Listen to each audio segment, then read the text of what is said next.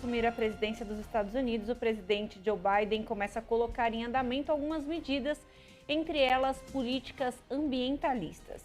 Um assunto importante que nós vamos tratar agora com Alessandro Ozzoni, que é especialista em direito ambiental. Bem-vindo, Alessandro. As medidas adotadas pelo presidente americano podem refletir aqui no Brasil? Primeiro, bom dia. Realmente agora muda um pouco mais a tônica da questão, não só ambiental, mas como humanitária, direitos humanos, todas essas decisões acabam sendo alteradas. A questão ambiental agora ela passa para uma discussão mais séria, né? Tendo em vista que todas as alterações que o Trump fez, ele fez através de decretos, então não passou pelo Congresso americano, não passou pelo Congresso, então elas podem ser revogadas automaticamente pelo Biden. E que ele já começou revogando algumas ontem, e então provavelmente todas as ações que o Trump fez contra essa questão ambiental vão ser revogadas. E ele tem uma pasta, a questão da pasta ambiental é de extrema importância para ele, principalmente na questão de redução dos efeitos dos gases de efeito estufa, que praticamente aumenta a questão da poluição do ar e que mexe na questão do efeito estufa. Tanto que o primeiro passo é a volta para o Acordo de Paris, né? Até sobre isso eu gostaria que o senhor explicasse um pouquinho melhor para a gente o que significa esse Acordo de Paris e a saída, né, a sair desse acordo foi uma medida de Trump. Sim, na verdade, o Acordo de Paris, ele foi redigido, foi assinado praticamente com os países que tinham praticamente representavam 55% das emissões de poluentes em todo o mundo, né? Então, isso foi em 2015, né? Então praticamente a ideia era que se mantivesse o aquecimento global inferior a 2%. Então, para isso, você tinha que fazer a redução da emissão de CO2. E com isso, basicamente, mexia nas matrizes energéticas, né? O próprio Obama demorou para entrar, ele entrou no final de 2016 e o Trump em 2017 saiu. Então, o problema todo da base americana é que a matriz energética americana ela depende praticamente dos combustíveis fósseis, né, de petróleo, gás e carvão. Então, a mudança da sua a matriz energética requer muito investimento e muita infraestrutura. Então, até o próprio presidente Obama, que era democrata, ele demorou para entrar, ele entrou bem no final de 2016, bem no final do mandato, mas a ideia do Acordo de Paris é que esses países signatários, ele praticamente reduzam as suas emissões de CO2, com isso não só na questão de matriz energética, mas também aderindo a políticas de redução. Uma dessas é a questão da Europa, que recentemente a gente teve um embate aqui no Brasil, que foi que as indústrias automobilísticas pediam a prorrogação do prazo do Proconv 8, que era a Euro 6, que era para a nova fase para a redução de emissão de poluentes na indústria automobilística, né? Doutor, apesar da posição contrária do presidente brasileiro a Joe Biden, o Brasil será impactado pelas mudanças nas políticas ambientais americanas? De certa forma, nós seremos impactados, o mundo será impactado, porque quando uma grande nação, quando o Trump fez essa antipolítica ambiental, automaticamente todas as nações do mundo se questionaram e acabaram também aderindo às suas políticas internas. A única que se manteve ativa foram os países europeus, né, que tiveram mantidas dentro da sua da sua base política a questão da proteção ambiental. O Brasil será impactado também. Eu não acredito que nós sejamos assim, é mais uma questão de política internacional, mas o Brasil ele tem uma lição de casa muito bem. Nós temos um cenário brasileiro ambiental muito diverso do americano. A nossa matriz energética, por exemplo, é uma matriz limpa, são as hidrelétricas. A nossa base de uso de combustíveis fósseis, que são as termoelétricas, elas são muito baixas. Nosso parque eólico está aumentando, então nós temos uma política já de geração de emissão de poluentes que já vinha sendo reduzida. Eu acredito que a parte do acordo a única parte do acordo que nós podemos ser que pode ser questionado é justamente a questão da diminuição do desmatamento e a questão da reflorestamento, que são os dois itens, né? Eu acredito que essa seja o grande questionamento sobre a proteção da região amazônica e Pantanal e a Mata Atlântica, nossos biomas, inclusive o Cerrado. Até uma proposta de campanha, né, promessa de campanha de Biden, foi a ingestão ali de 20 bilhões de dólares em prol da floresta amazônica. Ali eu queria que o senhor falasse um pouquinho para a gente, uma liderança que não é brasileira pode interferir assim dentro do nosso país? Como que funciona esse acordo? Não, na verdade, o presidente Bolsonaro não está errado. A soberania nacional, a soberania do nosso território cabe ao nosso país. Não cabe ninguém intervir, como muitas vezes nós já escutamos, que a Amazônia é do mundo e que os países vão unir para desapropriar a questão da Amazônia. Isso é impraticável, porque é uma questão de soberania nacional, faz parte do território brasileiro. Então, quem dita as normas de soberania é o próprio Congresso Nacional, o presidente da República. Então, não tem como ter uma intervenção direta, me obrigando eu a fazer determinadas coisas.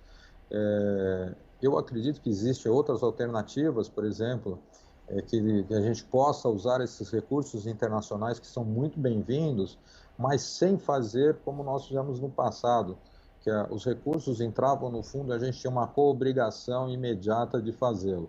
Existe a questão dos créditos de carbono, na verdade, esses países que queiram fazer, eles comprarão cotas dessas florestas e assim, como obrigação, obviamente, será a manutenção dessas florestas. Não você fazer simplesmente um aporte e falar, a partir de agora, se eu não te der o dinheiro, você tem que fazer a manutenção das florestas. Essa questão briga muito com uma questão de soberania. Eu acho que esses acordos têm que ser muito mais discutidos e muito mais flexíveis nesse ponto. Lógico que por trás nós temos o benefício da proteção da questão da floresta, mas não como imposição de governo. Só para lembrar, o nosso agronegócio hoje no Brasil, ele já detém competitividade internacional, somente no mercado europeu, no mercado asiático, tudo por causa das nossas licenças ambientais que nós temos. Os nossos produtos são todos certificados com qualidade ambiental, por isso que nós já entramos nesse mercado e por isso que nós gozamos desse superávit de exportação na questão do agronegócio. Então, essa questão ambiental sobre dizer que as questões, vamos ter taxações, vamos ter obstáculos comerciais por essas questões, eu acho que, lógico, pode ser uma imposição do governo americano de colocar alguma barreira de alguns produtos que venham dessa origem ou tentar colocar algumas restrições, mas aí a gente começa a entrar no mercado internacional e aí ele começa a ter um atrito entre nações. Eu acho que não é o perfil dos democratas. Os democratas, eles são muito diplomáticos nesse sentido, eles têm uma questão de harmonização das políticas internacionais, inclusive de suavizar essa imagem americana em relação ao resto do mundo. Eu não acredito que eles venham de uma forma tão agressiva para a economia brasileira e tão agressivo nessa questão. Eles vão vir com algumas exigências que a gente pode ser construído como pacotes ambientais que possam ser interessantes para o nosso país. Doutor, a gente sabe que a agenda ambiental está sendo levantada pelo Joe Biden desde a campanha. O senhor acredita que durante toda a gestão dele, ele vai permanecer com essa agenda em primeiro plano?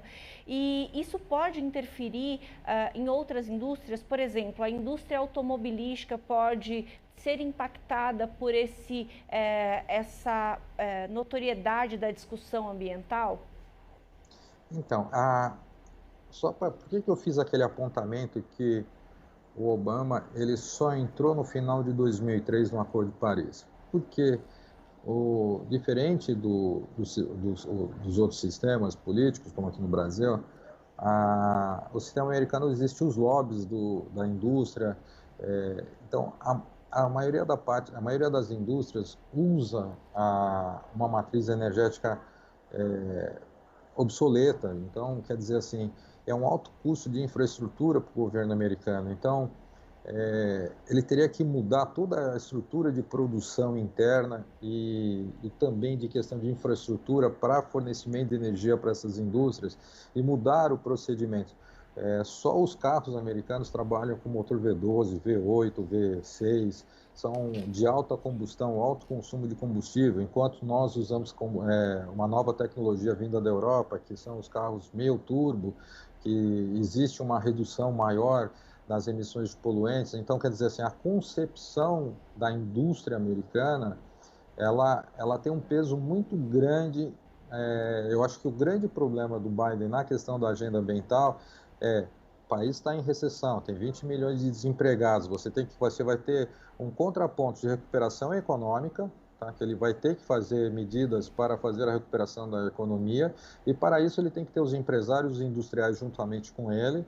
Ao mesmo tempo, ele não vai poder fazer um impacto tão drástico na questão da agenda ambiental, porque senão ele para o crescimento. Então, porque a questão da indústria, como eu falei, a indústria americana ela tem que ter uma reformulação total da sua maneira de produzir. Não digo das indústrias novas, mas as indústrias tradicionais americanas, a siderurgia, metalurgia, elas trabalham com sistemas muito obsoletos e que fazem grandes emissões de poluentes. Então, o Biden ele vai ter que fazer uma composição, sim, ele tem uma agenda ambiental fortíssima, ele vai cobrar do resto do mundo, mas só que ele também vai ter um processo muito difícil da adaptação dentro do seu país. Nós vemos que ao longo dos anos, né, os últimos anos, houve ali um fortalecimento nessa questão ambiental, falando em relação ao mundo todo. Durante a gestão Trump, isso foi abalado? Houve, então, um retrocesso em relação a isso? Isso refletiu também no mundo todo? Sim, na verdade, o Trump ele cedeu, ele tinha que fazer uma recuperação econômica e tanto que ele conseguiu fazer esse milagre econômico. Até antes da pandemia, ele tinha uma situação econômica muito favorável, quase com pleno emprego, então ele conseguiu. Só que para isso ele tinha que dar instrumentos que dessem à indústria a capacidade de produzir. E uma delas foi tirar as barreiras ambientais que muitas vezes, para eles, no entendimento, trazem uma desconexão essa conversa, dizer que as barreiras ambientais travam o processo de crescimento econômico. Muito pelo contrário, você pode ganhar no primeiro momento, você ganha um crescimento econômico, só que o passivo ambiental que fica muito mais caro, porque quem vai ter que arcar com esses custos é o governo, ou com tratamento das pessoas que ficaram impactadas com doenças com poluentes, ou por contaminação, e mesmo porque para a recuperação desse meio ambiente vai ter que fazer políticas mais drásticas de recuperação, e aí a fiscalização vai ser mais densa, e cobrar das empresas essa recuperação ambiental. Isso aconteceu na China na China, no início da sua produção, o primeiro momento para se conseguir uma autorização de uma licença de produção de uma indústria, você tinha que ter qual era o ganho socioeconômico que você daria para a região, e não o ambiental. Quando eles conseguiram chegar no ganho no socioeconômico, eles perceberam que o dano ambiental foi praticamente chegou num dano tão grande que eles tiveram que fazer políticas de recuperação. Então, o que aconteceu nesse período foi sim um retrocesso, mas não um retrocesso que vai custar caro. Essa fatura vem de uma certa forma. E quem acaba pagando, de uma certa forma, é o governo e o contribuinte, porque ele vai ter que, esse dinheiro para arcar com esses custos vem do contribuinte da parte de tributos. Mas eu entendo que esse retrocesso, ele tentou fazer ceder aos lobbies da própria indústria e da própria atividade econômica para que o uso das matrizes energéticas, o uso de combustíveis fósseis fossem cada vez mais aprimorados, porque quando você entra nessa questão do Acordo de Paris, você tem que fazer investimentos para a redução de emissão de gás carbônico. Então, quando você faz esses investimentos, você muda a sua planta industrial, você acaba fazendo um investimento muito massivo, sendo que se eu faço esse retrocesso que foi feito na gestão Trump, eu praticamente eu mantenho a minha matriz do jeito que está e aprimoro a questão econômica. Doutor, o senhor tocou em pontos muito importantes para que a gente discuta aí essa questão da crise provocada pela Covid, dessa questão da consequência econômica que a crise efetivamente nos criou, não só sanitária, mas como econômica. Com isso, essa questão ambiental se modificou, né? Foi ajustada a essa nova realidade, uma vez que outras prioridades entraram aí no rol de todos os governos do mundo inteiro. E aí, assim, a gente vinha... a discussão do Acordo de Paris, a discussão dos líderes era de investimento, como o senhor falou, nessas matrizes energéticas mais limpas, mais sustentáveis. Como ficaram essas pesquisas, esses investimentos? Eles reduziram ou eles foram paralelos a tudo que tem acontecido aí no mundo? O mercado europeu já está mais avançado nesse sentido, tanto que na questão da emissão de combustível, no sistema de transporte, que é a Euro 6, ele já está implantado já há muitos anos. Então, a redução desses poluentes já vem vindo de uma forma muito drástica. Mas as indústrias já têm a sua parte de investimentos. Essas indústrias que já estão nesses países onde a política ambiental é mais ativa, elas praticamente já estão implantadas. Nos países que necessitavam da implantação, inclusive um dos termos do Acordo de Paris é que os países desenvolvidos compartilhem tecnologias e investimentos para países subdesenvolvidos para a redução da emissão emissão de carbono. Então, isso com certeza se paralisou. Então, quer dizer assim, países voltaram para a sua economia para dentro, porque quase todos os PIBs se retraíram. Então, eu acredito que muitos países não repassaram verbas internacionais nesse sentido, a fim de desenvolver tecnologia, desenvolver países que estavam precisando reduzir essa matriz, ou mudar a sua parte da matriz energética. Eu acredito que isso não tenha acontecido, por causa da retração do próprio PIB do mundo e de cada nação. As empresas, por si só, elas tiveram por vários projetos políticos, não só no Brasil, mas como nas outras nações, tiveram benefícios de, pelo menos, manter o emprego. O objetivo foi a manutenção do emprego. Eu acredito que aquelas empresas que estavam em fase de implantação paralisaram, apesar da fiscalização ambiental estar ativa, mas eu acho que eles foram dados prazos, né? Tanto que em alguns cenários aqui no Brasil, houve o prazo, ele foi paralisado, então os processos praticamente não andaram. Então significa que isso quando você paralisa os prazos, significa que você dá uma chance da empresa sobreviver. Os processos deveriam ser andados em paralelo, sim.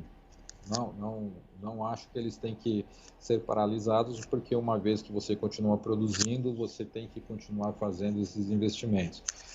Mesmo porque se você tem a sua empresa gerando um dano ambiental, mesmo numa crise pandêmica, se você não fizer, a não ser que você feche a sua empresa e não corra risco de contaminação, é uma coisa, mas se ela continua produzindo, você continua poluindo, você continua criando dano ambiental. O que aumenta é a questão da flexibilização do governo em deixar você produzir um nível de emprego, mas os investimentos deveriam andar em paralelo. Mas eu acredito que nós não temos ainda um balizamento nesse sentido, de dados que falem sobre se houve ou não paralisação de investimentos, mas